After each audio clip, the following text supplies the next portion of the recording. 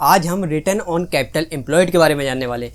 ये रेशियो इतना इंपॉर्टेंट होता है कि हम इस रेशियो की हेल्प से इजीली पता लगा सकते हैं कि स्टॉक प्रॉफिटेबल है या नहीं। तो इस रेशियो को अच्छी तरह से जानने के लिए बने रहें वीडियो में। नमस्कार दोस्तों, मैं अखिलेश कुमार आज की वीडियो में आपका स्वागत करता हूं और आज हम जानने वाले हैं कि रिटर्न ऑन कैपिटल एम्प्लॉयड क्या होता है और इसे कैसे कैलकुलेट किया जाता है। और दोस्तों, रिटर्न ऑन कैपिटल एम्प्लॉयड को ROCE भी कहते हैं। तो चलिए स्टार्ट करते हैं। Friends, return on capital employed एक प्रॉफिटेबल रेशियो है जो हमें बताता है कंपनी अपने टोटल कैपिटल एम्प्लॉयड पे कितना प्रॉफिट बना रही है। इसे आप ऐसे भी समझ सकते हैं कि सपोज आप एक जनरल स्टोर खोलना चाहते हैं और उस स्टोर को खोलने के लिए आपको 1 लाख रुपए की जरूरत पड़ती है, लेकिन आपके पास सिर्फ 50,000 रुपये ही है। तो और पैसों के लिए आप अपने फैमिली मेम्बर्स या पेरेंट्स से लेते हैं, लेकिन वहाँ से आपको सिर्फ 25,000 रुपये ही मिल पाते हैं और उनसे आप 25,000 रुपये लेके उन्हें अपने स्टोर में हिस्सेदार बना लेते हैं। लेकिन अभी आपका कैपिटल पूरा नहीं हुआ जिससे कि आपका स्टोर खुल सके। तो ऐसे में आप बैंक से 25,000 रुपये का लोन ले लेते हैं और आप अपना स्टोर खोल देते हैं और उसे अच्छी तरह से चलाने लगते हैं और कुछ ही महीनों के अंदर आप उससे 50,000 रुपये का प्रॉफिट जनरेट कर लेते हैं। तो यहाँ पे आप कैलकुलेट कर सकते हैं कि जो आपने 50,000 रुपये का प्रॉफिट बनाया है उसके लिए आपने कितनी कैपिटल इन्वेस्ट की थी। 50,000 रुपये आपने अपनी पॉकेट से ऐड किए थे, 25,000 आपने फैमिली मेम्बर्स से लिए थे और 25,000 रुपये का आपने बैंक से लोन लिया था। तो ओवरऑल आपने 1 लाख रुपये के ऊपर 50,000 रुपये का प्रॉफिट बनाया। तो जब आप अपने स्टोर का रिटर्न ऑन कैपिटल एम्प्लॉयड यानी कि आपने अपनी पूरी कैपिटल के ऊपर कितना प्रॉफिट बनाया निकालेंगे, तो total profit divided by total capital employed यानी 50,000 डिवाइडेड बाय आपने 1 लाख पे बनाया तो 1 लाख रुपए यहाँ पे ऐड कर देंगे तो आपका ROCE निकल के 50% आ जाएगा। तो यहाँ पे आप समझ सकते हैं कि आपने अपने कैपिटल को जनरल स्टोर में अच्छी तरह से यूटिलाइज किया और अच्छे रिटर्न्स जनरेट किए। तो फ्रेंड्स, किसी भी बिजनेस की प्रॉफिटेबिलिटी को जानने के लिए आपको ROCE यानी रिटर्न ऑन कैपिटल एम्प्लॉयड जरूर चेक करना चाहिए कि वो बिजनेस कितना प्रॉफिटेबल है। तो चलिए सेम सेक्टर की 2 कंपनियों को हम ROCE लेवल पे कंपेयर करके देखते हैं कि कौन अपने कैपिटल को अच्छी तरह से यूटिलाइज कर रहा है और ज़्यादा प्रॉफिट गेन कर रहा है। तो चलते हैं हमारे कंप्यूटर स्क्रीन पे। तो फ्रेंड्स, सबसे पहले हम रिटर्न ऑन कैपिटल एम्प्लॉयड का फॉर्मूला जान लेते हैं। रिटर्न ऑन कैपिटल एम्प्लॉयड का फॉर्मूला होता है operating profit divided by capital employed. तो फ्रेंड्स, सबसे पहले हम जान लेते हैं किसी भी कंपनी का कैपिटल एम्प्लॉयड कैसे निकाला जाता है। फ्रेंड्स, कैपिटल एम्प्लॉयड निकालने के लिए एक्सपर्ट 2 फॉर्मूलों को प्रीफर करते हैं। पहला, जहाँ पे आप देख सकते हैं कि टोटल एसेट्स में से करंट लायबिलिटीज माइनस कर देंगे तो हमारे पास कैपिटल एम्प्लॉयड निकल के आ जाता है। और दूसरा, आप total equity plus long debt यानी लॉन्ग लायबिलिटीज को ऐड कर देते हैं तो भी आपके पास कैपिटल एम्प्लॉयड निकल के आ जाता है। तो चलिए हम लाइव इस फॉर्मूले को पुट करके देखते हैं और जानते हैं कंपनियों का ROCE कैसे कैलकुलेट किया जाता है। फ्रेंड्स, यहाँ पे मैंने मनी कंट्रोल की वेबसाइट खोली है। यहाँ पे आप किसी भी कंपनी के फाइनेंशियल रेशियोज को अच्छी तरह से एनालाइज कर सकते हैं और उसकी पूरी डिटेल देख सकते हैं।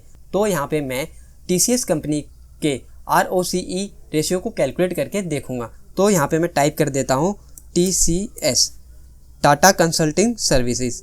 तो यहाँ पे हम नीचे आते हैं और इसके फाइनेंशियल पे क्लिक कर देंगे तो हम डायरेक्ट इसके फाइनेंशियल रेशियोज पे पहुँच जाएंगे।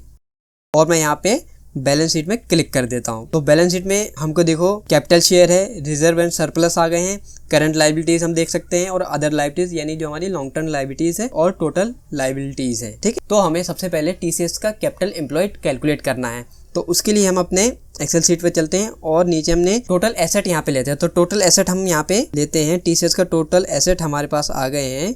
यहाँ से मैं कॉपी कर लेता हूँ 141514। तो मैं यहाँ पे आता हूँ और टोटल एसेट यहाँ पे पेस्ट कर देता हूँ। ठीक है, अब हमें TCS कंपनी की करंट लायबिलिटीज चाहिए। तो लायबिलिटीज हम यहाँ से आते हैं और कॉपी कर लेते हैं करंट लायबिलिटीज।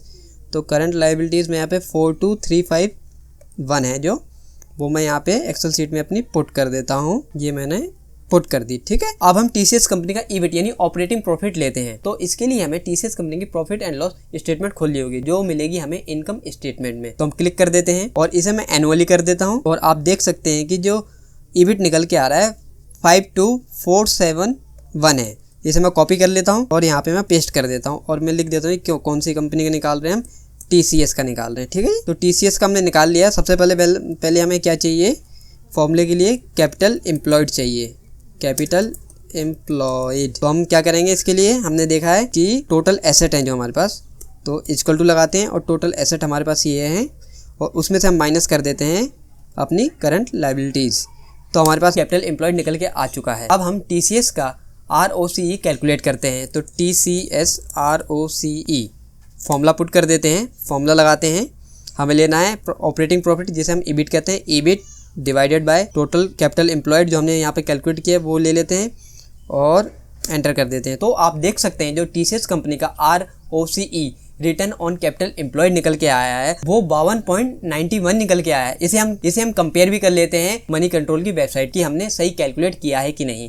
तो हम मनी कंट्रोल की वेबसाइट पे चलते हैं और देखते हैं रेशियोज में, जाके रेशियोज में आएंगे और रिटर्न रेशियोज में आप देख सकते हैं कि तो यहाँ पे आप मैच कर सकते हैं कि जो मनी कंट्रोल पे इसका ROCE दे रखा है वो 52.91 आया है और हमारा आया है 52.9, यानी सेम, यानी एग्जैक्ट हमने मैच कर दिया है। तो आप इस तरह किसी भी कंपनी का ROCE कैलकुलेट कर सकते हैं। फ्रेंड्स, दूसरे फॉर्मूले पे हम दूसरी कंपनी का ROCE कंपेयर करते हैं। सेम सेक्टर की वो कंपनी है, वो है इन्फोसिस। तो हम चलते हैं और इसका सेम लेंगे। हमें इन्फोसिस का पहले EBIT चाहिए, तो चलते हैं मनी कंट्रोल की वेबसाइट पे, ठीक है। और यहाँ पे हमने इन्फोसिस कंपनी के रेशियोज निकाल लिए हैं। नीचे आते हैं और फाइनेंशियल पे हम क्लिक कर देते हैं यहाँ पे और सेम इसकी बैलेंस शीट में चलते हैं और हमें चाहिए यहाँ से इसका शेयर कैपिटल चाहिए, क्योंकि सेकंड फॉर्मूले में इक्विटी प्लस लॉन्ग लायबिलिटीज हैं। तो यहाँ पे मैं शेयर कैपिटल पेस्ट कर देता हूँ और लेते हैं। इसके बाद हमें लेना है रिजर्व एंड सरप्लस, वो भी मैं यहाँ से कॉपी कर लेता हूँ क्योंकि ये भी इक्विटी का पार्ट होता है। तो हमने रिजर्व एंड सरप्लस पेस्ट कर दिए। मैं यहाँ पे टाइप भी कर देता हूँ। अब हमें चाहिए लॉन्ग लायबिलिटीज, तो चलते हैं और लॉन्ग लायबिलिटीज लेते हैं। तो लॉन्ग लायबिलिटीज हमारी ये है जो अदर वाली है,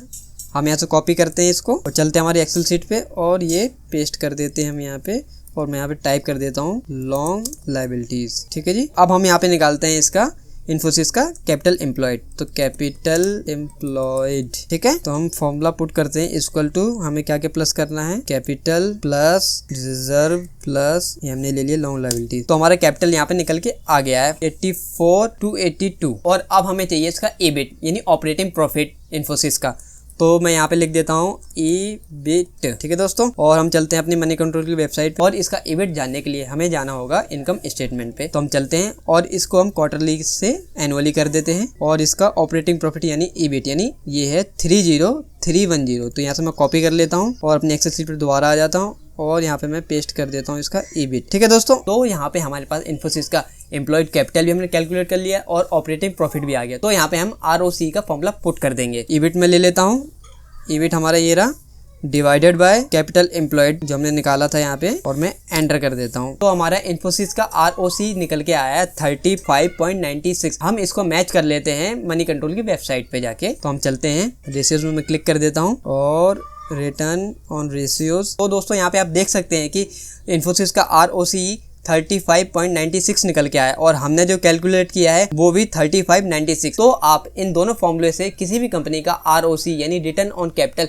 इजिली कैलकुलेट कर सकते हैं और जान सकते हैं वो कंपनी अपने टोटल कैपिटल पे कितना प्रॉफिट बना रही है। अगर मैं TCS और इन्फोसिस की बात करूं कि कौन अपने कैपिटल को अच्छी तरह से यूटिलाइज कर रहा है और ज़्यादा प्रॉफिट कमा रहा है, तो आप देख सकते हैं जो TCS है वो 52% रिटर्न जनरेट कर रहा है और वहीं इन्फोसिस सिर्फ 35 ही जनरेट कर पा रहा है अपने कैपिटल के ऊपर। तो इस तरह आप दो कंपनियों को अच्छे से मेजर कर सकते हैं और जान सकते हैं कि कौन अपने कैपिटल को अच्छी तरह से यूटिलाइज करके ज़्यादा प्रॉफिट कमा रहा है। दोस्तों, जब भी आप किसी कंपनी का ROCE कैलकुलेट करें तो उस कंपनी का इंटरेस्ट रेट भी जरूर देखें और जाने कि जो कंपनी वो प्रॉफिट कमा रही है कहीं उससे ज़्यादा उसका इंटरेस्ट रेट तो नहीं। इससे आप जान सकते हैं कि जो कंपनी प्रॉफिट बना रही है कहीं वो सारा प्रॉफिट इंटरेस्ट भरने में ही तो नहीं जा रहा। तो जब भी आप ROCE कैलकुलेट करें तो खास तौर पर ये जरूर देखें कि जो उसका ROCE परसेंटेज निकल के आ रहा है वो उसके इंटरेस्ट रेट से हाई हो।